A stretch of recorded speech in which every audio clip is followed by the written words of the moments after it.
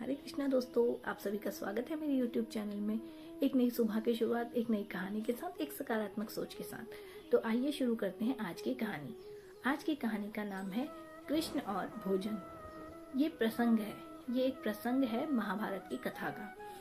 एक बार जब श्री कृष्ण भगवान पांडवों के दूत बनकर दुर्योधन की सभा में गए थे, तो वहां पर अपनी बात कहने के बाद जब वो लौटने लगे तो दुर्योधन ने कहा, आइए महाराज, भोजन तैयार है और भोजन करते हैं। तो प्रभु श्री कृष्ण ने बोला कि दुर्योधन भैया मैं तो भोजन करूंगा नहीं। तो दुर्योधन ने बोला कि क्यों, आप भोजन क्यों नहीं करेंगे? तो भगवान श्री कृष्ण ने कहा, भोजन करने के 3 कारण होते हैं, जिसमें से एक होता है भूख लगने के कारण। अगर भूखा मनुष्य है तो वो भोजन करेगा। और दूसरा कारण होता है कि वो डरता है, भय के कारण वो भोजन करेगा, कि सामने वाला जो कह रहा है कि भोजन करो, उसके सामने अगर वो उससे डरता है तो वो भोजन करेगा।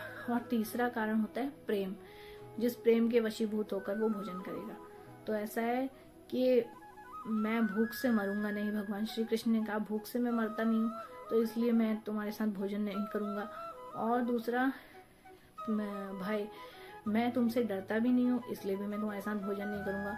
और रही बात प्रेम की, तो प्रेम तो तुम में है नहीं मेरे लिए, और प्रेम तो तुम करते नहीं हो, तो ऐसा है मैं यहाँ भोजन नहीं कर सकता। और वो वहां से चले गए और वो वहां से सीधा विदुर जी के घर गए।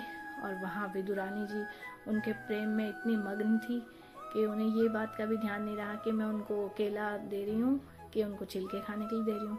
तो भगवान ने प्रेम के वशीभूत होकर विदुरानी जी के हाथ से केले के छिलके ही खा लिए।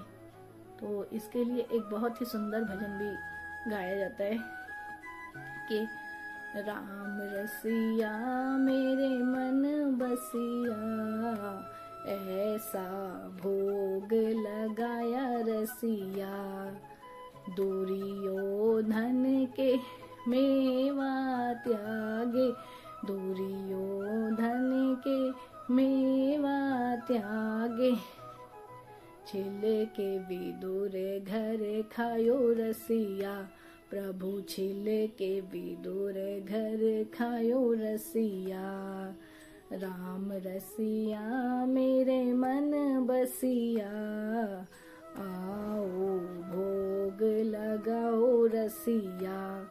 आशा करती हूँ आज की ये कहानी, ये प्रसंग आपको बहुत पसंद आया होगा। अपनी सोच को सकारात्मक रखिए, भगवान का धन्यवाद कीजिए, धरती माता का धन्यवाद कीजिए। जय जवान जय किसान, भारत माता की जय, वंदे मातरम। हरे कृष्णा, हरे कृष्णा। बहुत बहुत धन्यवाद।